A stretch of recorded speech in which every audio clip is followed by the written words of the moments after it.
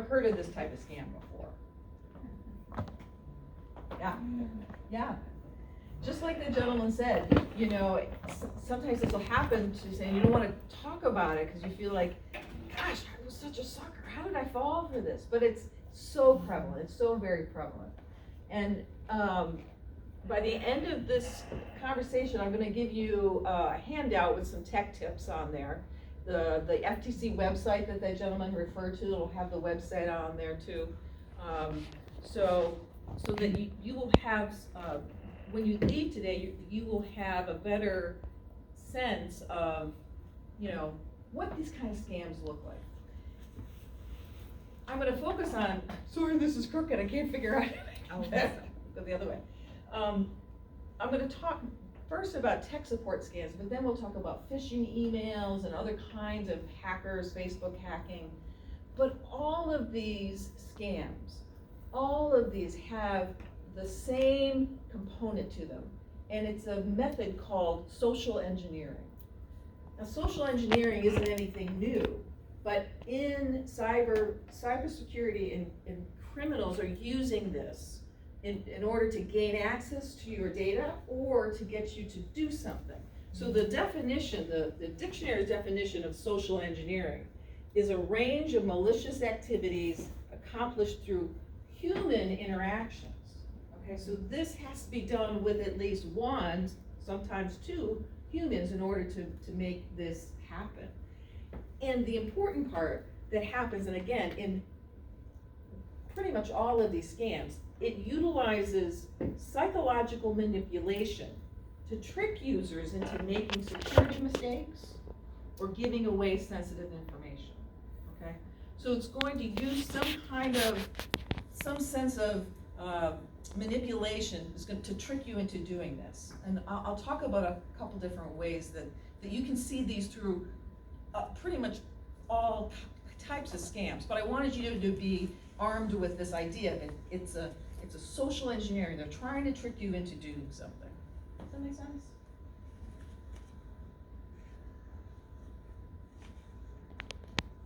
What I liked what that woman said in the video is you would never let a stranger into your house. Don't let them into your computer, right?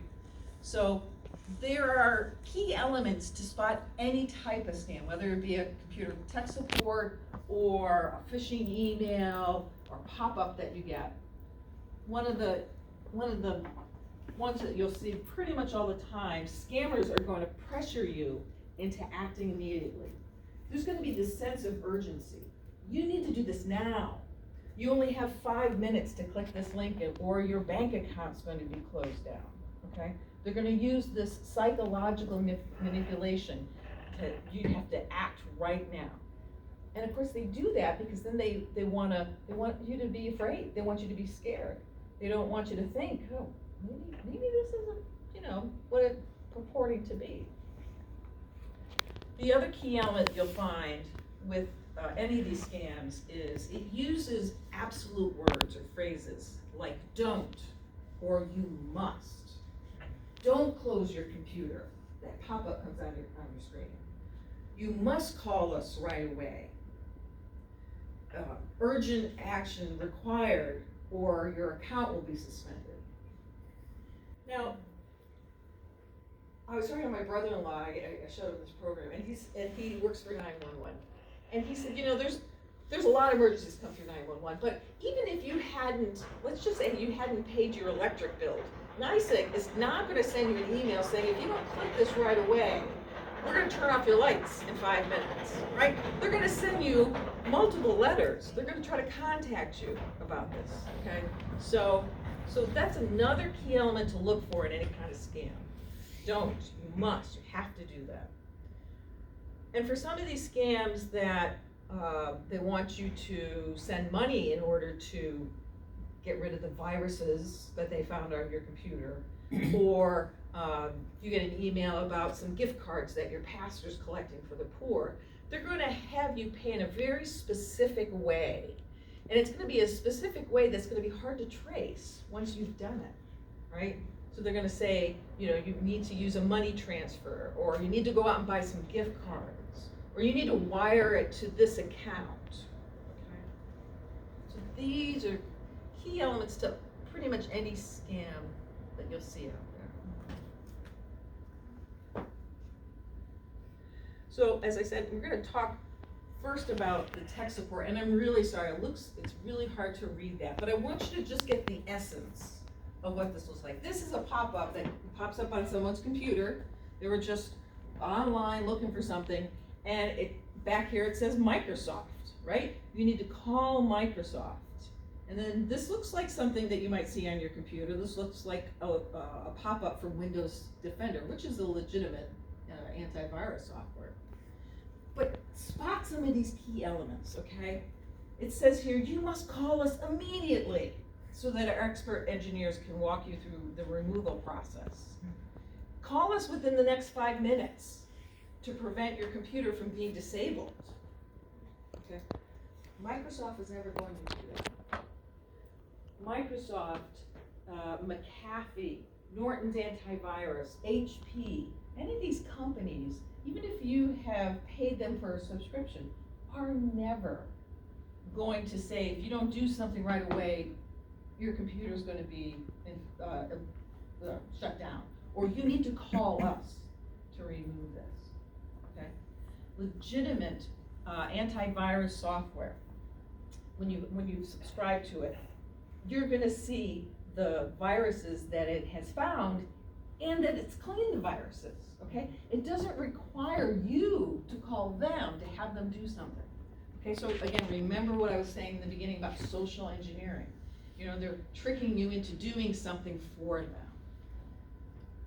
Has anybody ever seen, I think what we said, this type of thing, or heard about someone clicking on one of these and making a phone call to them? I have, and you know, they're very convincing. They said, yeah, we're Microsoft, and they tell you to click on this link and go to this website, and what they'll do is they'll show you a whole bunch of files on your computer, and they'll say, well, this is a virus. It's just files on your computer. You don't have a virus. But what they may be doing is planting a virus on your computer to then later track where you're going on your computer. And then of course they'll say, well, every month they'll say, well, we found more and now you need to pay more.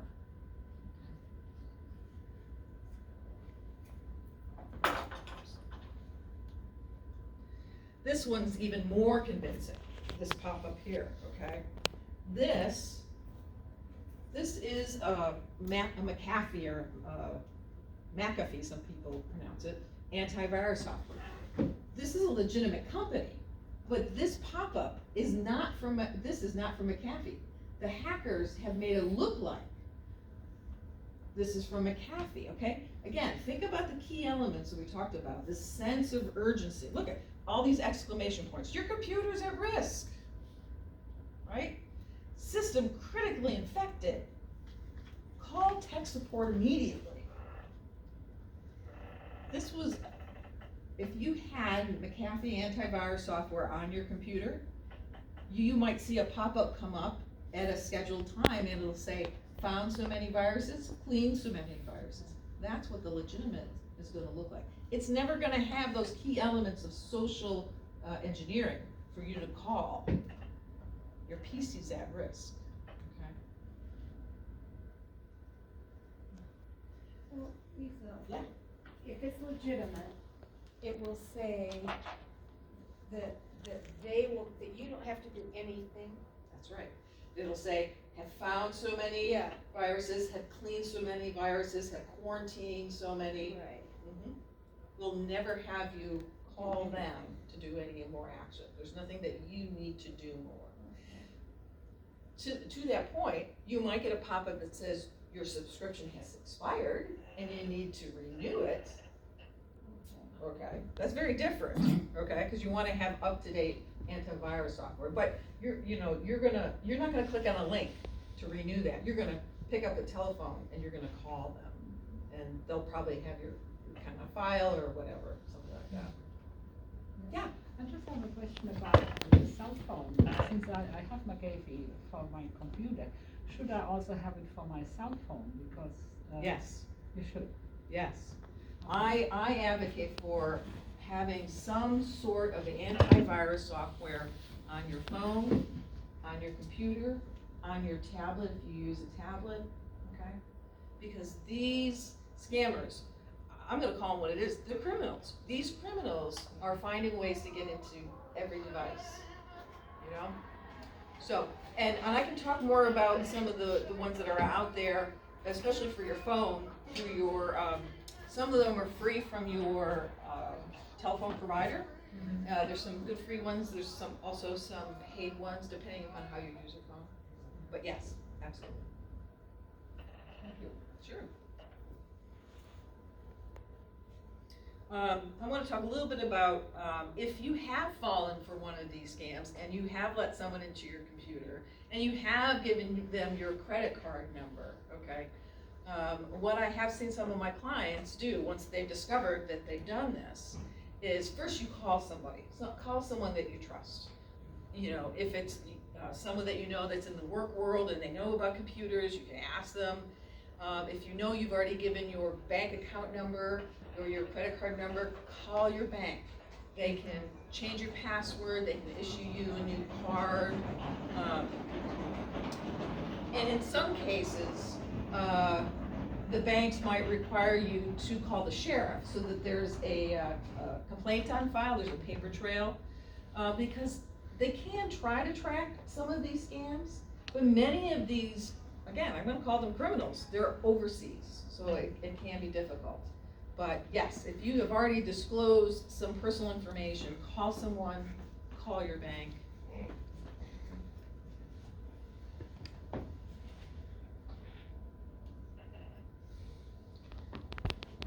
So, more about tech support scams. The woman in the video alluded to getting a phone call. You get a phone call on your landline phone or your cell phone saying, this is Microsoft and we were able to see that you've got some viruses on your computer, we need access so we can clean them. Or this is HP and your subscription has expired, we need to get into your computer so we can renew that, okay? Again, Norton, Microsoft, Apple, McAfee, these companies will never call you and say they need to get into your computer to do that. Never. Just hang that call. Again, I mentioned about they're going to ask you to pay a very specific way so that if you do realize what you've done, it'll be too difficult to recoup that money if you send it via money transfer or wire to cash. And then you won't let a stranger into your house. Don't let anyone you don't know take over your computer. Now I'm going to stop here and say there is an exception. My wife and I live in Ithaca April through October, and then we go to Florida. And so I have clients in Florida and I have clients in New York.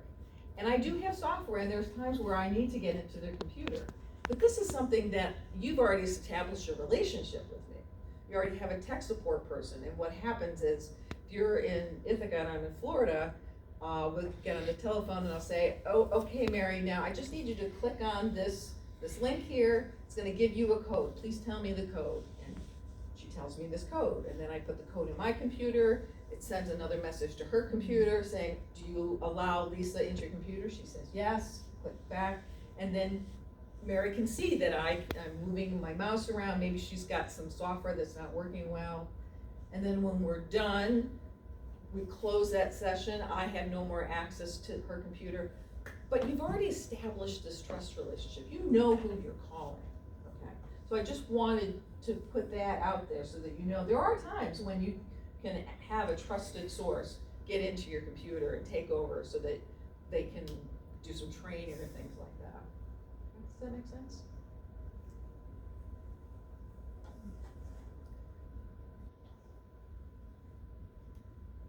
So I want to talk about other ways criminals. You can call them hackers, you can call them scammers, but they're just criminals. How they gain your information. How many people here have Facebook? Okay, Facebook's fun. When I first got on Facebook, it was great. I got to find my old high school buddies and we got to, carry on, but Facebook has changed so much. And unfortunately, we have disclosed so much information about ourselves on social media. You know, we have put out there, you know, I'm going to Florida in October, and somebody doesn't like my at home, right? Or here's my dog Fluffy, right? One of the things that the way that Facebook hackers find out your information is they get you to tell them stuff about yourself that most likely you've used in your email address or your password, right? It's fun. Let's get to know each other. What's your favorite food? What's your pet's first name? What's your mother's maiden name? Would you ever disclose that online? I mean, we have to do that sometimes for your banking. They used to do that. I don't think they even do that anymore. But we are giving people all our personal information to guess your password and security questions. Okay. And the hackers know that it's so complicated to keep track of all my passwords that I'm going to reuse probably the same password or just a little bit different for my bank, for my doctor's office that I have to log in online, okay? And you have to remember that there's not just some guy sitting in a basement watching online. This is sophisticated criminal organizations that use computer programs that they will put out. It'll look like it's coming from a friend of yours. Hey, let's play this game. Do you remember using this in 1954? They're gonna guess what your age is. Did you remember in second grade we had to wear these? Okay, and then you hit the like button or you make a comment about it, okay? They're using computer programs to cull all this information and then put it into programs and use algorithms to go through millions of different kinds of passwords. They've already probably gotten your email address. Now they're just getting your password. So the bottom line is, even if it looks like it's coming from a friend of yours, don't play games on Facebook. So another question, okay, I played this game on Facebook, so what? What is it that they can find out? They can find out, like I said, your date of birth, your picture. All our pictures are out there, right? There's video of us. They can capture the audio of our voices to use scams. And I'm going to talk about that a little bit later, other kinds of phishing scams, right? Places that you've been, brands that you like. I like Duncan Hines. You like Duncan Hines, and then all of a sudden you start seeing ads for Duncan Hines, right? So that's what they're going to do once they've stolen some of this information. They're going to make fake Facebook accounts, all right? So you already got a friend request from your sister years ago. All of a sudden you get a new Facebook request from your sister, and you're like, I already did that. But you say yes. And then it might have you, when you click on that fake sister's account, it'll have you log in with your Facebook username and password. And we have to do this so often, you're probably like, oh, okay, whatever, here's my username and password. You have just given that hacker your username and password on Facebook because they created a fake account and had you log in again. So now they've got your information. You're gonna get a lot more spam. You're gonna, they may plant malware. Malware is just bad software on your computer and follow you even after you've left Facebook. So you're on Facebook, you friend request from your sister, you log in again, you've given them all your credentials, and they've planted some software on your computer, and now you're gonna go check your banking. You're gonna go check your investments. You're gonna go check your medical appointments. This software might be following you and watching and finding out all the passwords you have to all those other sites, okay? So again, if you get a friend request from someone else that you already know you're a friend of, call them on the phone. Did you send me this friend request? I've seen it. Anybody see on Facebook, somebody says, yep, I've been hacked, don't answer, right? And one of the, Josh and I were just talking about this, one of the most common ways that they're getting some of your information is they're sending you a Facebook Messenger. Does anybody use Messenger on Facebook? Sort of like a way to chat offline. And they'll say, hey, Mary, how are you? And you're like, oh, I'm fine, how are you? And it sounds like a regular conversation, but then all of a sudden they, out of character, start talking to you about, I just found this really great investment company. And I just gave them $1,000. I think you should really try it. Here's a link. You're like, Lisa would never do that. It's not something you would do.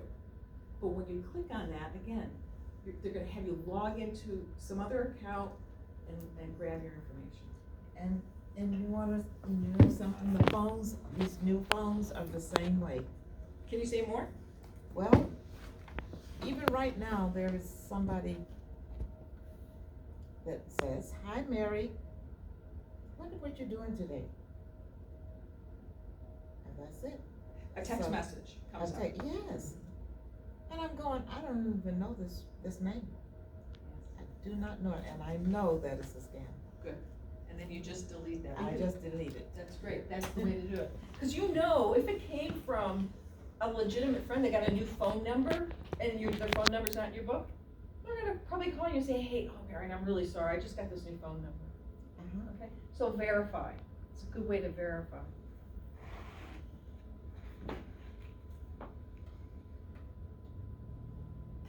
Okay, another scam. You won!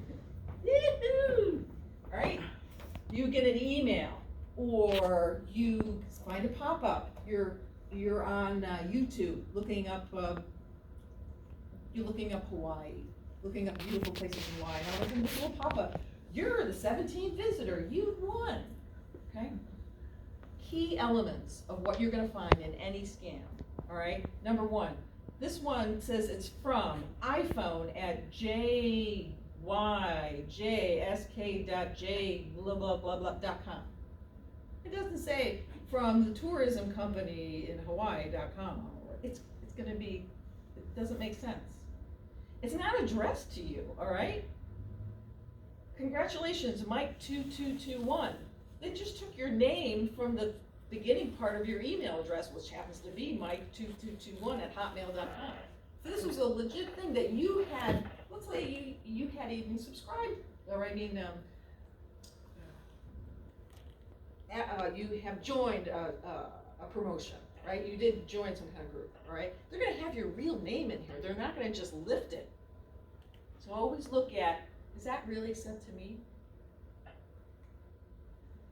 Another thing they're gonna do is they're gonna find misspellings, okay? I mean, I'm not great at spelling, but this says thanks you. Ones again, congratulations, ones, O-N-E-S, not once again, okay? Computer generated, they just want you to click. And again, sense of urgency. We just need you to confirm your identity within 24 hours or it's gonna go, this prize will go to somebody else. Psychological manipulation to get you to do something else. Just delete it. Quick story, my nephew next door, he went to middle school, his first day of school yesterday. And so his mom got him a smartphone and he's been looking up on YouTube basketball players. He's 11. We went to the GAC program. And he was looking at some video and all of a sudden it popped up and says, you won. Click on this link to redeem your prize. And he comes running into the room, just, Mom, I won. He's 11, he was so excited. And his mom knew, and his mom said, so you won, huh? Did you enter into some kind of contest? No. Had him think a little bit, okay? It's just, they're just really hoping to get you excited. So it's not just scaring you, getting you excited about things too. Text scams, we were just talking about that, right? Text scams with malicious links. So, a malicious link, let's just break that down. A link is anything, usually you're gonna see it, it's usually in blue with an underline, and it means if you touch it if you're on a computer, or your mouse, your cursor, or if you're on a smartphone, you touch it with your finger, and this takes you to another website. Well, a malicious link is gonna take you to a website that's going to ask for your personal information. It's going to maybe download a virus, okay? This one comes from USPS about a delivery, from 4/4. I signed up for text notifications for when I send packages to my nieces and nephews. So I might expect to get something from UPS. But, first of all, it's not gonna have this gobbledygook here. It might say ups.com. But I know enough about malicious links, and if I wasn't suspecting it, I hadn't sent a package recently, I'm gonna go to www.usps.com. I'm gonna go to the website, I'm not gonna click the link, and I'm gonna go look under my account, see if there was something there.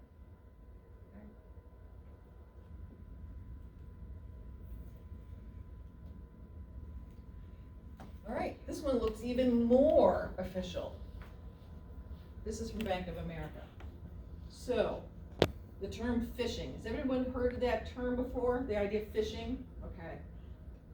I'll have to say, and I'm gonna be embarrassed in front of my friend Mary, I don't know why they spell it this way, phishing, all right? Yeah. But the idea, phishing, it's a broad term. This idea that these criminals will send out hundreds of thousands of emails or texts using software programs. And they hope that they're gonna catch one person, take the bait. That's why it's called phishing. They put it out there. Smart folks like us, we're just gonna delete it, or it might just go to my spam filter in my email software, but that's why it's called phishing. It's a broad term. So, they're hoping that there's enough people out there that bank for Bank of America. Looks pretty legit to me. There's the logo, right? But again, I apologize, it's difficult to see. Up here, it says, from Bank of America, and the email address says something at Comcast.net. Well, Bank of America is not gonna use Comcast.net. It's gonna say from accounts payable at bankofamerica.net. Okay, so you're looking at that email address. Is it even coming from that company? And it's to an undisclosed recipient. Guess what? It would have my name if it was really legit. All right, dear member, it doesn't even have my name here. Please sign into your account at, all right? You're not gonna do that, you're not gonna click on that link.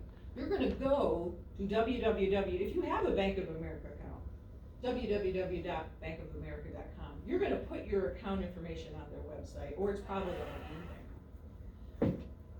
Again, there's a sense of urgency.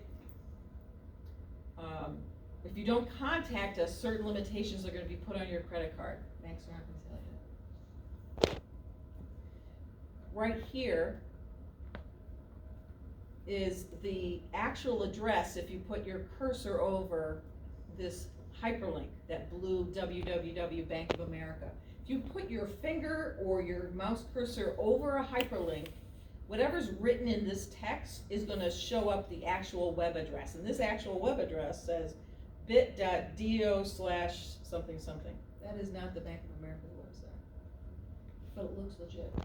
Call them up, verify. Otherwise, just send it to your delete spam.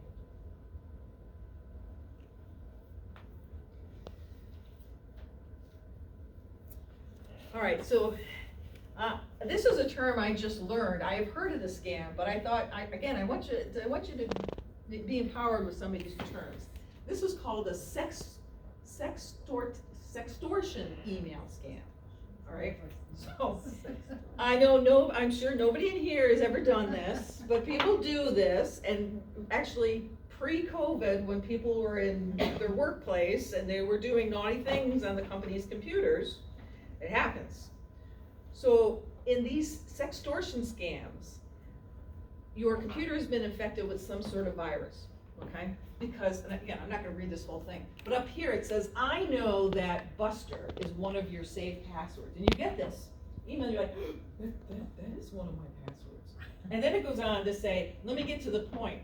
I know that you've been watching porn, and I put some software on your computer, and I got into your contacts, and I'm gonna send this video of you being on your computer to all the people in your contacts unless you send me $530. Sextortion.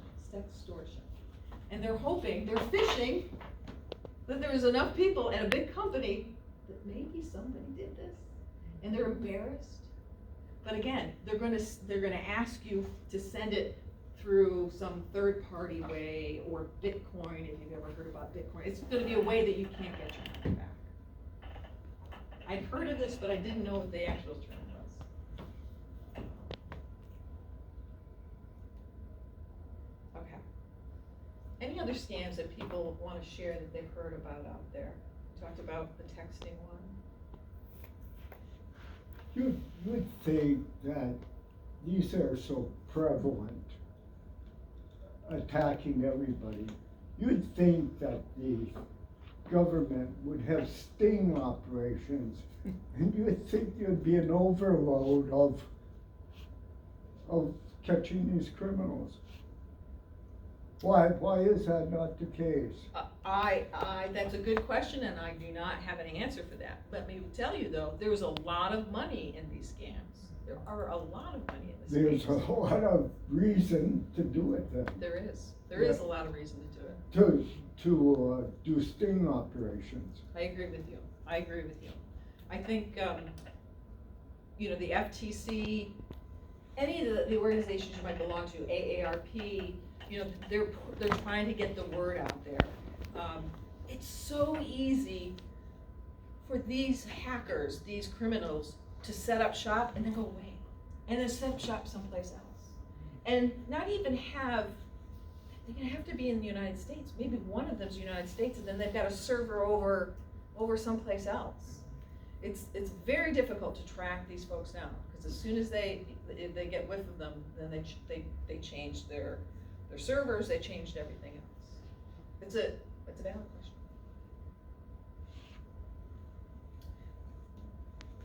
I wanted to talk more about this kind of broad term of phishing, okay? Sending out mass emails, mass pop-ups and things like that, hoping that somebody's going to take the bait and they're gonna get a little bit of money. It doesn't cost, again, it's not just one person in the room. These are organized people, groups of people doing this. A subcategory of just broad phishing is called spear phishing, okay? And we talked a little bit about this. This means targeting a particular audience. One common one that happened up in our parish, I belong to St. Catherine of Siena Catholic Church up in Cuba Heights. And we got an email that Father Joe was collecting gift cards to give out to the poor. And if you just click on this link, I already have an account set up, and you can just, all those cards will get forwarded to me, okay? That's spear phishing. They're targeting, it sounds legit, of course your pastor might be collecting that kind of thing, right? So they're targeting a particular audience. Whaling. Whaling means going after the big fish, all right? Targeting a big fish. And again, quick story, that happened to me when I worked at the town of Ithaca. Town of Ithaca, we were a small group, a little smaller than the city. And the human resource director got an email from the director of public works. Now, because we're municipal employees, all of our salaries are listed online. Taxpayers pay our salaries, so it's common knowledge. So this scammer was able to see who was getting paid the most out of the town of Ithaca, sent an email that looked like it was coming from the director of public works to human resources saying, hey, I just got a new bank, can you change where my check gets deposited to this bank? And here's the number. What they're doing is they're hoping that HR is so overwhelmed and so busy that they just go ahead and make that transaction. And then by the time they've transferred the money in, and then when the director of public works goes, a couple days later, hey, my check isn't in my bank account, what happened? They've already got the money and they're gone, they've closed that account. Whaling. Smishing, we actually talked about it, but we didn't name it. Smishing, SMS is the technical term for texting, simple message system. So they call that smishing, sending out texts to a bunch of people. Your phone might have been, your phone might have been infected, and then it looks in your contact list and sends those out. Smishing. I'm going to skip this one and go right down to search engine phishing. Scammers create a version of a popular website and then steal your information or plant a virus. So let's go back to, I want to find the best moist brownie recipe. And so I open up Google and I type best moist brownie recipe. And then if you've ever done that, you see there's a whole list of different websites you can click on. Well, search engine phishing, they create fake websites of popular websites, and then they pay Google or these other search engine companies to list their website higher up than the regular ones, okay? Because that's a legitimate thing you can do. I did that for my business. So I paid Google a little bit of money for like a week. And if anybody typed in tech support, my website came up higher than some of the other ones, right? But so search engine phishing, best moist brownies, pops up and it says duncan.heinz.brownies.com.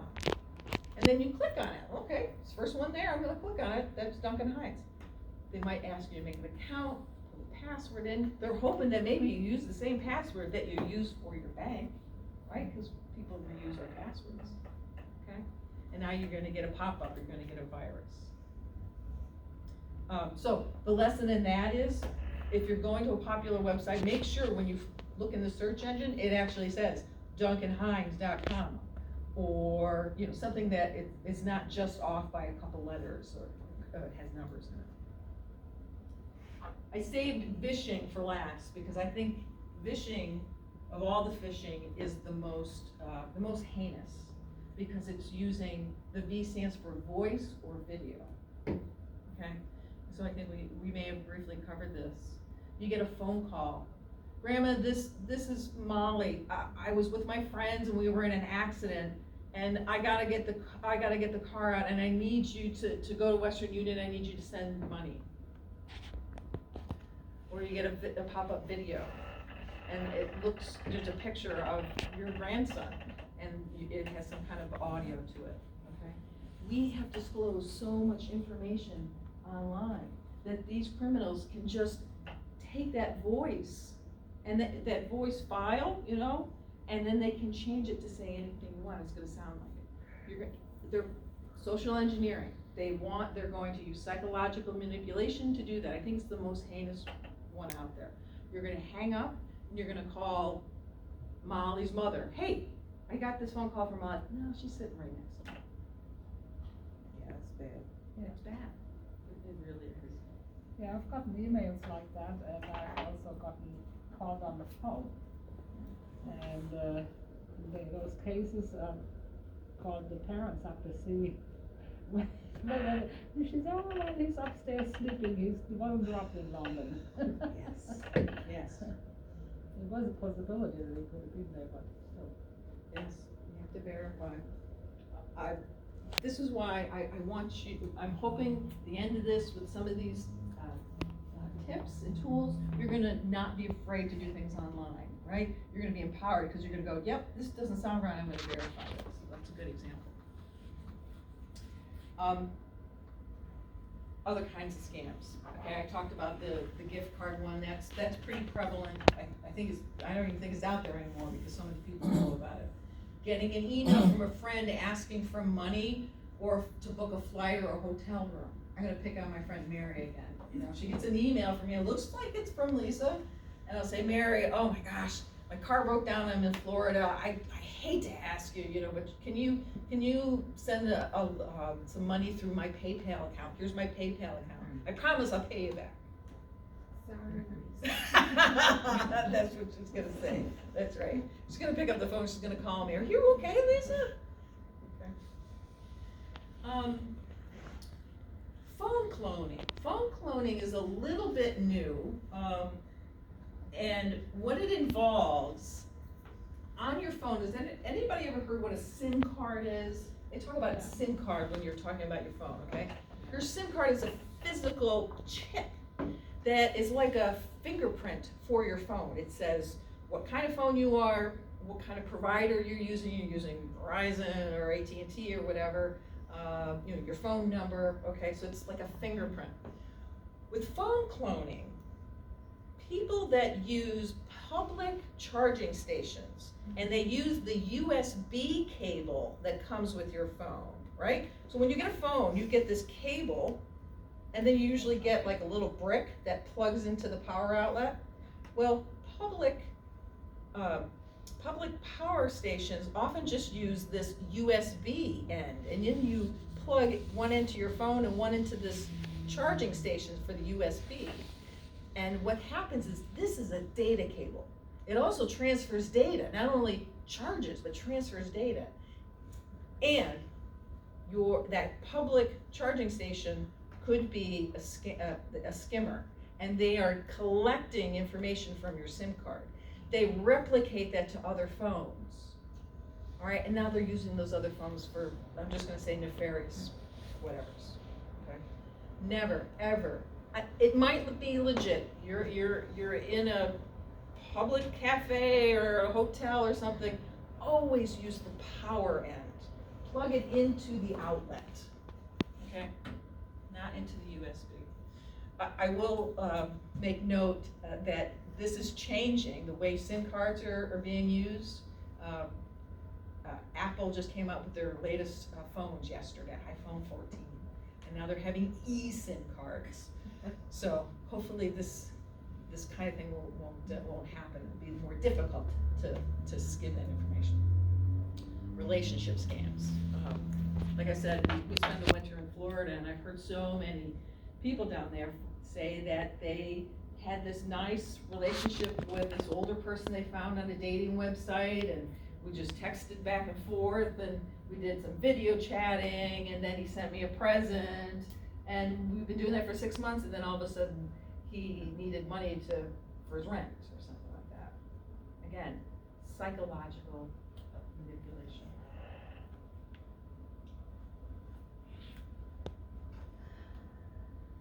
Okay, tips to stay safe. When in doubt, delete it. Looks weird, delete it. If it's from your sister, inviting you to a birthday party, but click on this link so we can get all the invitations, delete it. Call her up. Or she's gonna send you another, say, why didn't you reply to my email, okay, or my text message? If it's too good to be true, it is. If you won something, but you didn't enter that contest, it's too good to be true. Keep antivirus software up to date, and as I said, you should have it on your phone, you should have it on your tablet. I didn't bring my tablet. And if you need help with that kind of thing, please let me know. There's a lot of good free antivirus software. There's your telephone company should also be able to provide you with some of that. There's also some good subscription-based antivirus software. Verify a phone number, call the company back, you get that Bank of America thing, yep, I have something with Bank of America, I'm gonna call them up, I'm not gonna click on that link. Use multi-factor authentication. It's a little tricky, so sometimes it's called two-step verification. Has anybody heard of that before? Okay, so this is a way of, if you're gonna change your password, your bank is gonna send you a text message to the phone that's on file. It's gonna give you a code, and then you take that code and you put that code into their website, because they're just checking to make sure that's actually you trying to get in, all right? This is something that you absolutely have on Facebook. Facebook settings has, and most people don't turn this on, two-step verification. So that if someone tries to change your password or clone your account, if you turn on two-step verification, they're gonna send a text message, Facebook is, to the phone number that's on file, which is your phone. So all of a sudden you'll get a text message saying, use this code to change your password. I'm not trying to change my password, okay? Turn that on, it's under the settings, and again, let me know, I can help you with that. Never use public USB chargers, never give anyone your password. You type it in for the tech support person. So let's say if you actually have the Geek Squad, you know, the Best Buy has something called the Geek Squad, and you have a subscription with them, and they might do remote sessions with you. They're gonna ask you for you to type in your password. And I do that with my own clients. If I've remoted into their computer and we have to do something with their Apple ID or something, I always say, you type that in, because I don't wanna know your password. Never give anybody your password. No one's ever gonna call you up, I need your password to verify your account. And then lastly, how am I doing? What can you do? I think, what can you do, the biggest thing you can do is just take time to evaluate what you're looking at, right? You know some of the key elements of these scams. Talk to somebody you trust. Call your son, somebody that you know that works with computers a lot. I got this weird thing, do you think it's valid, right? Block numbers or text messages. Again, on your phone, there's your telephone provider can offer you free. Does anybody use that on their phone? It'll tell you if this is a scam phone call. Yeah, Verizon, AT&T, they will offer you that software for free. I will say that I've had some people download some software to block phone calls from scammers, and it'll also block legitimate calls too. So it can be a little too strong. But, contact your bank if necessary. The banks have been so good because it's so prevalent about helping you to change your password, getting you new cards. And as it said in the video, you can report this to the Federal Trade Commission. They can take down the information. You can call the sheriff if you've already disclosed your bank account, or if you've given some money, the bank may require you to have that. And then the last thing I have, this is a great website.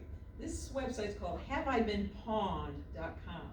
It's a website that is a database. It's like a clearinghouse. You've heard on the news that Walmart had a breach and some customer information has been collected or whatever. This website is a clearinghouse, and you can put in your email address or your phone number to see if you've been a part of one of these breaches. And if you have, many of these companies will allow you to have free credit reports through the credit companies, so that they can make sure that you even after you've changed your bank accounts and things like that, they can track your credit report. So yeah, Is it on your handout? saw that? Is it on your handout? It is on my handout. Because it's hard to see. Yep, and I apologize. I borrowed this projector, but yes, that is definitely on my handout. So that's what I have to share with you today. I really hope that you've learned something today, that you feel a little more empowered about using your device. You find something like this, you know what to do about it, and I appreciate you taking time today to meet with me. So thanks. Any questions? Any other questions? I have to get you for security. And another thing showed up on my computer, AVG. Yes. And it's supposed to be free, and I don't want that. I don't know how it got on there. I may have pressed on something by mistake. And I just always exit out, but I don't know how to get rid of it. And I asked my daughter about it, she said just ignore it. So do you think it's okay to just ignore it? I think AVG is a very common antivirus software, and to answer your question, how I don't even know how it got on there. Yeah. Often some free software gets bundled in when you download other software. Or when you buy new computers. When you buy a new computer, they often have free trials of things. Yeah. So that may have come on your computer. That could well be, I don't know. I mean, thank you. Yes, thank you. And I have extra ones I'm gonna leave with you if you have anybody else. So it's not an illegitimate site then? AVG is a valid company, yes. Yes.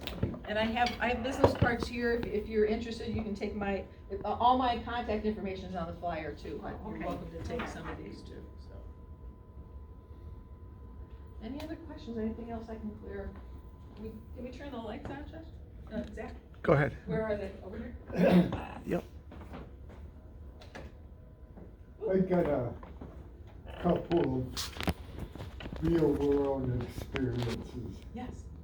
I have my list of email and so I get from my niece, it identifies, and I go, geez, that's not the address that I recognize, and it's in the spam box. So I had clicked on it before. Okay. And I can't see that it that hasn't seemed to be any occurrence. You don't see anything different in your computer, it's not acting in? No, I'm getting a full gamut of spam though. Well, that can't, yeah, so, spam filters. Your email software comes with a filter. Think about a filter that you might have, on your house, right? So it's filtering things, known things that are coming into your house, you know, big particles of smoke or whatever. Email software has built-in spam filters, and it's by default set up to things that, again, they know that this is it has all the markings of, right? Legitimate things can sometimes get caught in spam filters. You can actually adjust the spam filter to go up a little bit higher. Now, it sounds like your spam filter's doing what it's supposed to do. Yeah. It's catching everything. Yeah. But again, your email address may have been a part of someone else's computer got infected, and they had your email address in their computer, so now you're Right. getting more spam. Right. Also, I'm probably receiving maybe 10 spams in 4 days or something of that sort. Not kind of gigantic, but more than I would expect. Is there, all I seem to find is delete forever. And you would think that what you want is to send them back. Right, yes, you would think you'd wanna do that, but remember when I was talking about phishing, right? Hundreds of thousands of emails they're sending out, and they're hoping that somebody's gonna be on the other end. When you click, you find this spam thing, and you click unsubscribe, guess what? They know there's a live person on the other end. You're gonna get more. Okay? Cause they know that it's an actual email address, it's a real email address. So that can also be a way that you can get more. Also, maybe in relation to the spam, I use the library, and so they recognize the line that's coming in. Yes. And they also identify their computer. So there are different computers. Sometimes the one I use is occupied, so I use another. Mm-hmm. So I get the message up from Google, I use Gmail. Yes. The message comes up and says, oh, is that really you? And I really don't want to go into a lot of the security behind, but I say, yes, it's me.